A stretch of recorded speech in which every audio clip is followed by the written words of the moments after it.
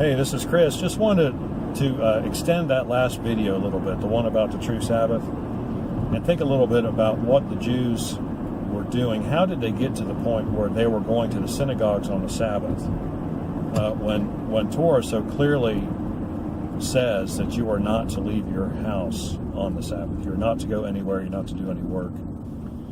You're not to do, it's a holy day, set apart day. You're just supposed to devote it to, just devote it to God. That's what you're supposed to do. So how did they get there? And, just thinking about it a little bit and not trying to justify what they did, because there really is no justification for it.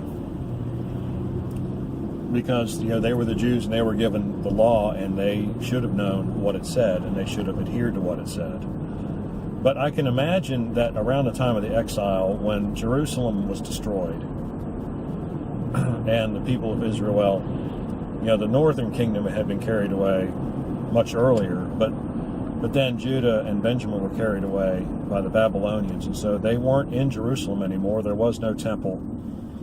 And so I can imagine, you can imagine, the Jewish leadership at the time getting together and saying, well, what are we going to do to maintain our national identity? What are we going to do to maintain our cohesiveness as a people?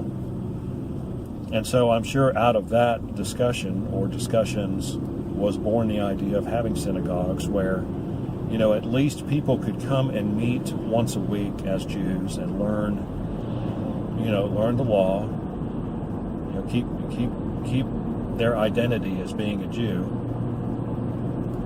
And so I think that's I think that's a reasonable assumption. I don't know that there's any history that backs that up. But the problem arises, of course, then when they get back to Israel and God has commanded them to rebuild the temple. Of course, their first mistake was that they did not build the temple that God told them to build through Ezekiel. And a lot of people don't understand that. That's what Ezekiel was prophesying. Ezekiel was prophesying the rebuilding of the temple back then, not some future temple that's never going to be built, at least not like that.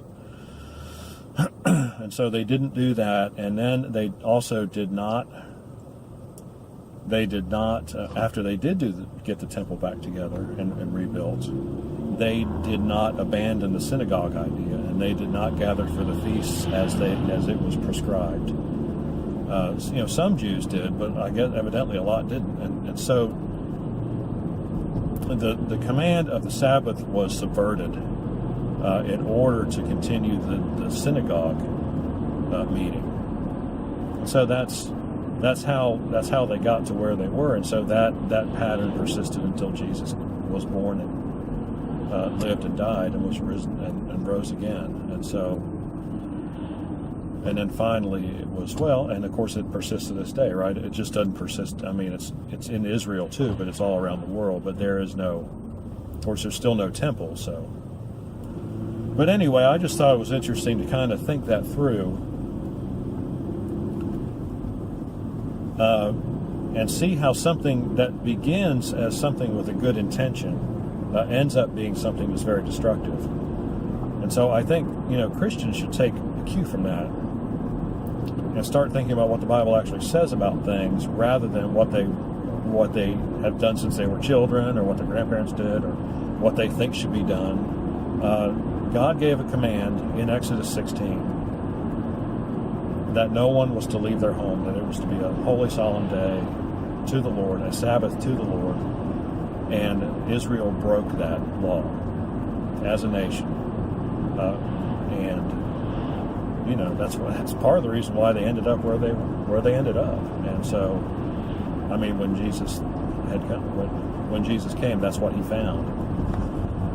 So anyway, I just thought I'd, think that through. I'm trying to be, what you want to do when you're studying the Bible, and especially when you're studying the history, you want to try to understand, how is it that the Pharisees had such influence, and how, why did things happen the way they happened? I said a lot of it, I think, has to do with the exile and Israel's unwillingness to go back to pre-exilic ways of doing things after they got back from the exile.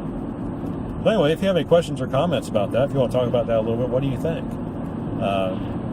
Please do so in the section below. Like and subscribe. I appreciate when you do. And we'll see you on the next video. God bless you.